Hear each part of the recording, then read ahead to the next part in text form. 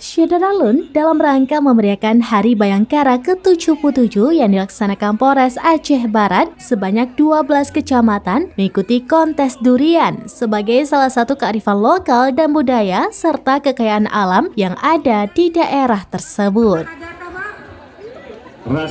Kapolres Aceh Barat AKBP Panji Santoso di sela-sela kegiatan Festival Durian di Jalan Merdeka samping lapangan Teguh Umar Melabu pada Sabtu 24 Juni 2023 mengatakan, Festival Durian Polres Aceh Barat ini guna mengangkat khasana etnis makanan atau kuliner yang ada di Aceh Barat, tepatnya dilaksanakan pada saat musim durian.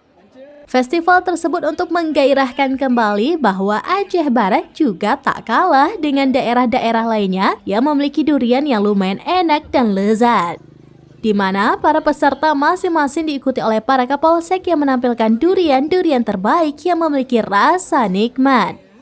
Namun dari sekian banyaknya durian tersebut tetap ada yang lebih lezat dan nikmat, mulai dari rasa dan aromanya yang sangat menarik bagi pecinta durian. Para juri satu persatu mencicipi buah durian yang dipamerkan di meja masing-masing yang disediakan panitia.